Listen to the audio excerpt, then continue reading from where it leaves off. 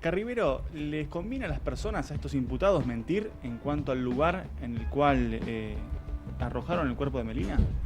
No, por supuesto que en el marco de sus declaraciones indagatorias nunca es bueno mentir, porque la mendacidad es, la mayoría de las veces, fácilmente verificable por la justicia, y por supuesto que es una circunstancia, digamos, negativa a los efectos de valorar su situación procesal.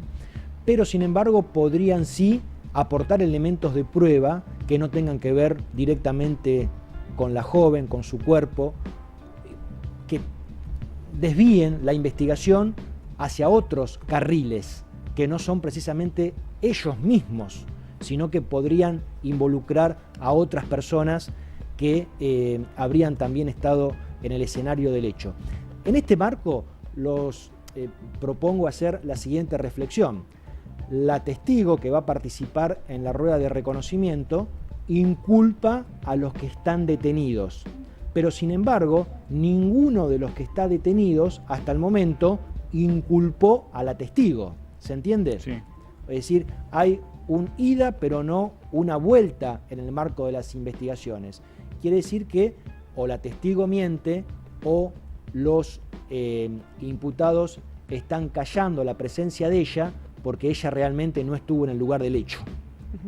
Doctor, ya van 26 días sin tener novedades sobre Melina. Continúa el operativo de búsqueda, de rastrillaje, se fueron ampliando las zonas, hay más personal involucrado, pero evidentemente este operativo es muy complejo. ¿Qué es lo que puede llegar a pasar con esta investigación si no aparece Melina? Bueno, hay casos excepcionales aquí en Lomas de Zamora, en el Tribunal número 1, hace aproximadamente 2 años, existió la condena condenatoria, una sentencia condenatoria a 3 personas involucradas, acusadas formalmente por el delito de homicidio, sin que la víctima aparezca.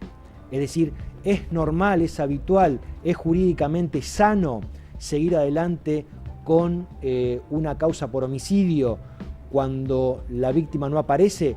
No es lo mejor, no es, y sobre todo teniendo a personas detenidas, privadas de su libertad.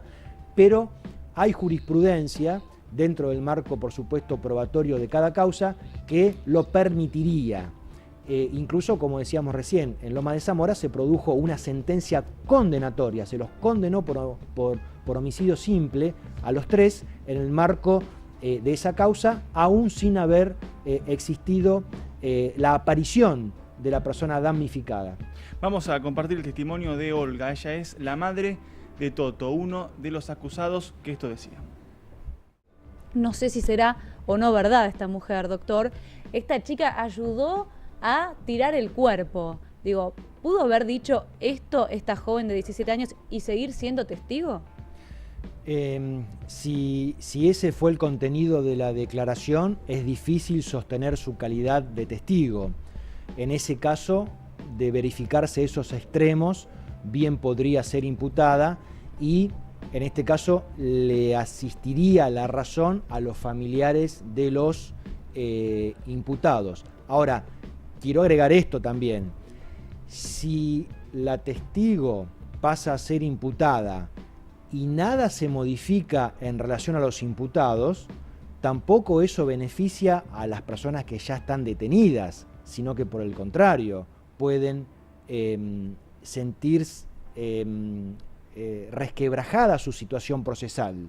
Es decir, siempre que pasa una testigo a ser imputada, puede ser, en este caso en particular, no va a ser para que los imputados salgan en libertad si es que ayudó a deshacerse del cuerpo con ellos. Claro.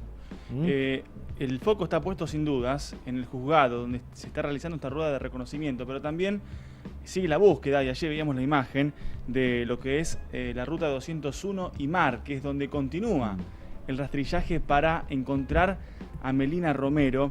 Y con respecto a lo que decía esta mujer, doctor, que ella creía que sin cuerpo no había una persona fallecida. Y con respecto a lo que dijo la policía, porque según la madre de Melina, la policía le confirma que Melina había muerto. Incluso le da datos, como por ejemplo que él había matado a golpes. ¿Cómo pueden llegar a esa conclusión, más allá de lo que dijeron los imputados, de lo que sucedió si no está el cuerpo de Melina todavía? Por supuesto que siempre en todos los casos de homicidio, más allá de los elementos de prueba que hay en el desarrollo del crimen, se busca el cuerpo para someterlo a una autopsia, para saber si la mecánica de los hechos responde a los motivos que los forenses dan por acreditado que han causado la muerte. Es decir, por ejemplo, si se dice que se le dio un golpe en la cabeza, bueno, verificar en la autopsia si el cráneo está dañado, por ejemplo, ¿no es cierto? Si es un arma de fuego, si fue finalmente por un disparo en el pecho, por ejemplo. Pero, insisto y subrayo, han existido casos en que se ha condenado a los imputados sin la aparición del cuerpo. Por supuesto que entiendo y creo, hasta lo que se vino ventilando en este caso, que los elementos de prueba tienen que ser mucho más abundantes y mucho más contundentes para acreditar finalmente la muerte. Creo y entiendo que las manifestaciones de la policía, a las cuales usted hacía referencia recién, Emiliano, son más un deseo de certeza que un compromiso de verdad. Todavía estamos lejos, entiendo, de certificar de una manera científica, por supuesto, la muerte de la joven, aunque hay sospechas atendibles que eso ha ocurrido, que eso ha sucedido. Y así lo ha tomado de esta manera la Fiscalía de San Martín. Por eso los imputados están siendo indagados, detenidos e imputados por el homicidio premeditado de varias personas, contemplados en el artículo 80 del Código Penal, y que de ser culpable lleva nada menos que a la pena de prisión perpetua. Doctor, de acuerdo a su experiencia en este tipo de investigaciones en donde la responsabilidad o en este hecho están involucradas más de una persona, en cuanto a la investigación, ¿es más fácil para los investigadores por el hecho de que hay testimonios quizás que se van culpando unos a otros para llegar a la verdad, o termina siendo justamente esto una ventaja? Bueno, entiendo que suele ser una dificultad investigativa.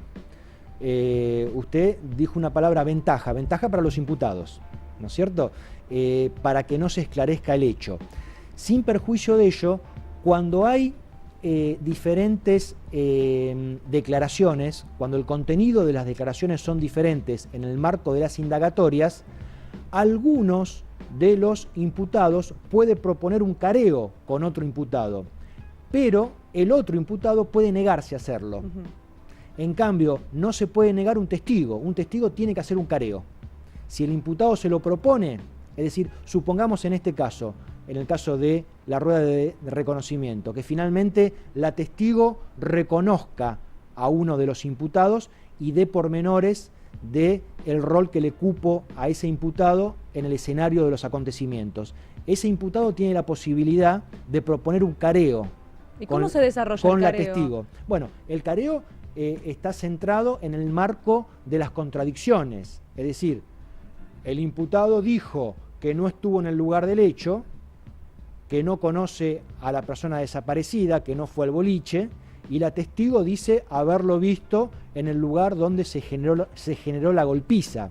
Entonces, ahí hay un punto de discrepancia esencial para la investigación penal preparatoria. Se sienta a la testigo en un extremo de la sala, al imputado en otro extremo, con la presencia de los defensores o del defensor, del juez y del fiscal, y se le dice, bueno, mire,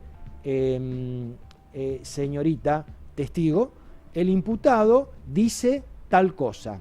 Se le da a conocer a la testigo el contenido de la declaración indagatoria del imputado y se le dice al imputado lo que la testigo dijo, el contenido de la declaración testimonial de esa joven, en el punto de contradicción. Claro. Entonces, se establece un diálogo entre ellos para saber si se ponen de acuerdo o cada uno de ellos mantiene su postura de dicotomía, de discrepancia. Eso es un careo. el careo no es, por supuesto, un escenario de insultos, pero sí es un lugar, un acto procesal donde se discuten puntos de contradicción en materia de declaraciones. Sigue siendo llamativo, doctor, que la persona, en este caso la testigo, que ya dijo y que ya reconoció a alguien como cómplice o culpable de este crimen, siga teniendo la posibilidad vaya de a un reconocimiento.